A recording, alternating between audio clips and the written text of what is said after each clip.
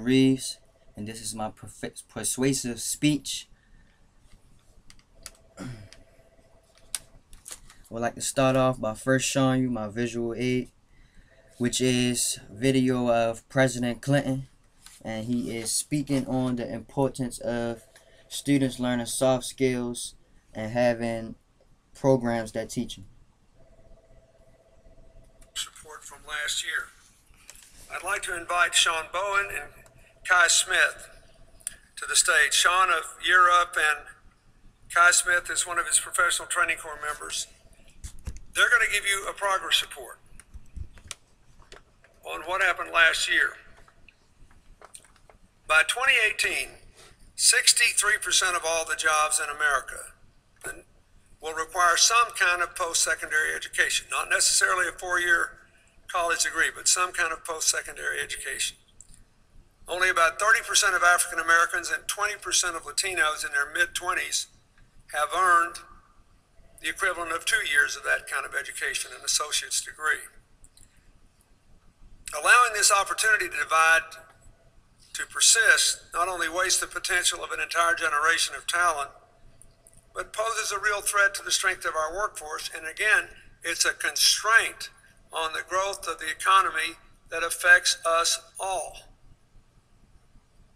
Last year, in response to these challenges, Year Up made a commitment to respond by developing the Professional Training Corps, a year-long program to combine community college courses, internship placement, and a learning community of mentors that set underserved students on the path to career success.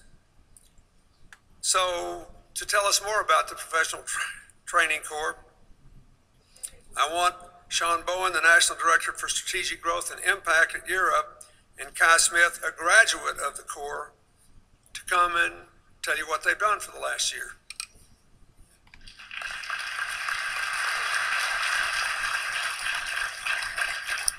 Thank you, Mr. President. It's an honor to be here to report on Year Up's commitment to create the Professional Training Corps at last year's CGI America.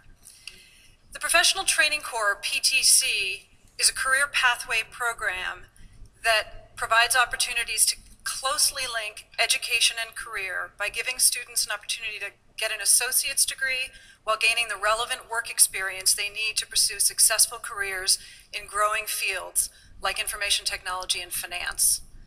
Modeled on the ROTC, the PTC will reside in community colleges. We've swapped out fatigues for business attire. We've traded military maneuvering for understanding how computers function and professional skills. And instead of doing field exercises, students are interning in Fortune 1000 companies. Over this 5-year commitment, Year Up will create a model that will serve 100,000 students annually. And we've been piloting this in Baltimore, and I'm thrilled to announce today that we're going to be launching the PTC in Miami-Dade College in the fall. Let me welcome Kai Smith, an alum of our Baltimore program, to share his story.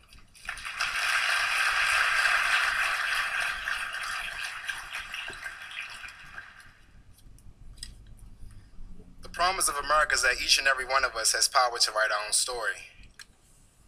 This means that if we are given the right support from people in society, and that if we work hard, we can forge a path to a better life. This wasn't true for me growing up in Baltimore. I always had a passion for media and technology, and I knew I needed to go to college, but lacked the right resources and guidance to prepare for my future. Before enrolling in Year Up, I had left college and was working at 2 restaurants without any career prospects. I knew I wasn't reaching my full potential, and I felt that my story was being written for me, that my zip code would become my destiny.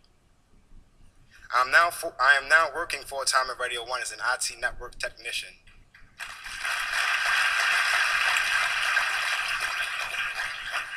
My experience at Year Up helped me write my own story. I am a talented young man with a bright future. I am an IT professional. I am a valued team member. I am a role model in my community, and I'm an economic asset to this country. I am proud to be here today to share my experience and support Year Up's commitment to make America a country in which every young person, no matter where they're from, can create their own story. Thank you.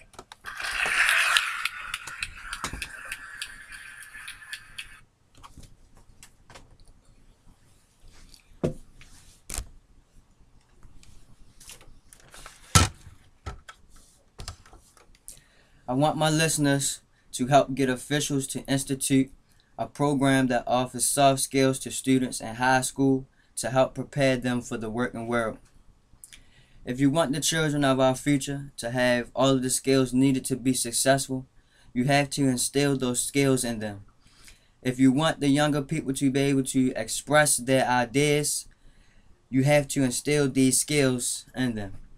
If you want your young ones to have the interpersonal skills needed to succeed in America, then you have to make sure that these values or soft skills are instilled in their brains at an early age. According to an article in Paraplegia News, when interviewing for a job, it's not just about your knowledge of and talent for the position that will win the interviewer over. Soft skills are personal attributes that enhance an individual's interactions, job performance, and career prospects. Unlike hard skills, which are about a person's skill set and ability to perform a certain type of task or activity, soft skills relate to the ability to interact effectively with co-workers and customers and are broadly applicable in the outside the workplace. It is very important for young people in high school to have a sense of how to develop their soft skills at an earlier age than coming out of college. Often young people come out of high school and have no idea how to conduct themselves in an interview. They also have problems knowing how to act in professional settings. Oftentimes, because the young people are not used to these settings, they can be stressful. Stress management is one topic that has consistently attracted interest in the soft skills training arena. Undoubtedly, its prominence has been boosted by worrying figures relating to absenteeism, presenteeism, and litigation, not to mention underlying issues surrounding productivity, performance, staff turnover, and morale. According to Sadie Hobson and the safety health practitioner. Another problem faced by young people is that they do not know how to professionally dress or articulate themselves in a manner that will be impressive to a possible employer. Many schools in America could be instituting programs to help out with the problem of our children having a lack of soft skills, but they are not leaving our children inefficiently equipped to be successful. We need to push for these types of changes in school curriculum because classes like gym only are beneficial to the LeBron Jameses of the world. There has to be class time set aside for just soft skills. In order to put these programs in place, we need to help with the faculty, student, and family members of the children. Also, it must be done in every high school in America to be effective. There needs to be advertisements, workshops to get the students excited about learning how to excite an employer about themselves. High schools and high officials of corporate world should get together to outline a step-by-step course to ensure that the students get soft skills that are needed. It is crucial that young people receive this training so that they can be prepared for real life. It is often difficult to quantify soft skills, but soft skills are both intrapersonal and interpersonal competencies that determine a person's ability to gel well with others and excel in the corporate world.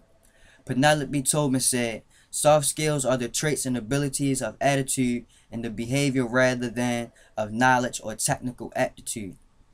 All students who encounter these programs should feel confident about going out into the working world.